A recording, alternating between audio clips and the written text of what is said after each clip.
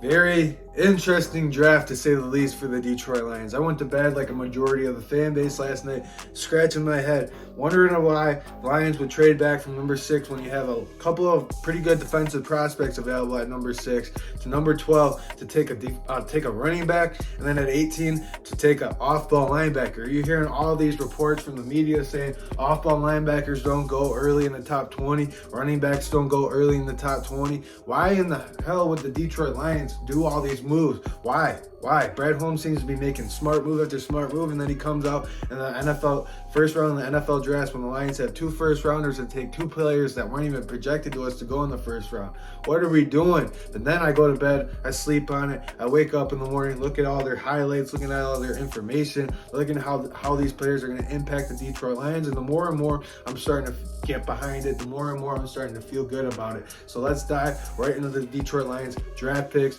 and why I'm starting to feel more comfortable about it. Jack Campbell. I'm super excited for Jack Campbell to be a part of our team. I'm super excited to finally have a linebacker that's going to be a stud. Why do I think Jack Campbell's going to be a stud? He's 6'5". That's huge. He's 250 to 260 pounds, somewhere in there. That is huge. And he's athletic. It's not like he's some Jared Davis or like those Matt Patricia, Bob Quinn linebackers, Jahlani Tavai, that are so big but they can't run nowhere. Jack Campbell is sideline to sideline. He's going to be a beast for us in the middle. And when was the last time the Lions have had a linebacker? Linebacker has been one of my biggest positions of needs for the Detroit Lions forever. The last time the Lions had a decent linebacker was DeAndre Levy that one year in like 2011 or 2014 when they went to the playoffs with Matthew Stafford.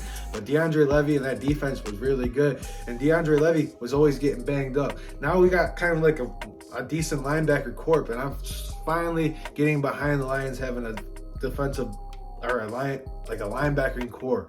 We haven't had it. We finally have it with Derek Barnes, Malcolm Rodriguez, Alex Anzalone, and now Jack Campbell. I'm super pumped to have Captain Jack. He's a sure tackler. I'm pumped to have your ideal prototype linebacker in the Detroit Lions.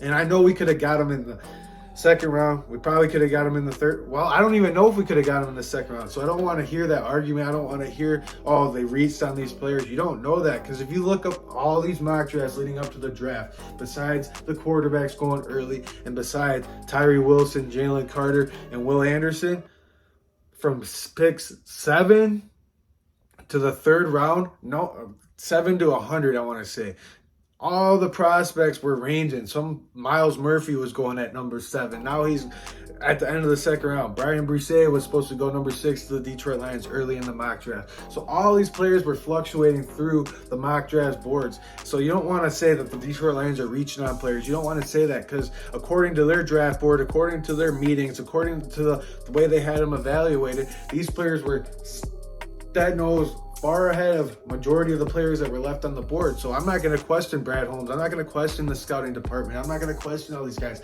because they're putting in the work. We're just a bunch of fans that watch highlights, and if their highlights look good, we're going to get behind it. If their highlights don't look good, we're not going to get behind it. Watch film. These guys sit in interviews. These guys are doing evaluations on these players, so they know what they're talking about. I have no doubt in my mind Brad Holmes doesn't know what he's talking about. He's got me Amon-Ra St. Brown. He's got me Aleem McNeil. He's got me Malcolm Rodriguez. He's got me Kirby Joseph and all the middle of the rounds. So I'm not going to question about it. I'm not going to question our scouts. I'm not going to question our departments, because they know what they're doing. They do the work. We are just fans. We just see what the media analysts. There's a reason Mel Kiper. There's a reason Louis Riddick. There's a reason all these guys are on ESPN and NFL Network. They're not in an actual NFL job, because they think.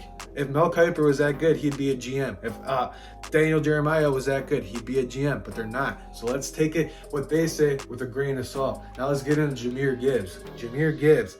This is where I was very puzzled. I was like, why the hell did we trade back to number 12 to take a running back who wasn't even the best running back in the draft? But the more and more I look at his highlights, the more and more I look at his film, I'm starting to get a little pumped about it. He's got breakaway speed. You get him in space, he's going to be fun to watch.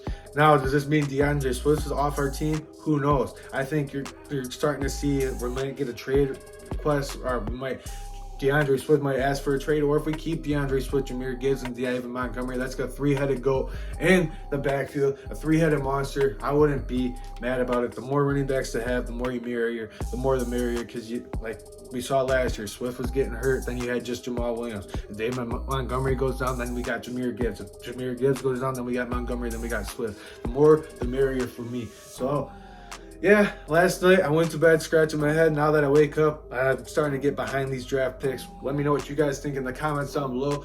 Like the video, subscribe to the channel, keep helping this channel grow. I really appreciate you guys. One Pride signing out. Let's get better today with these 3 second round picks.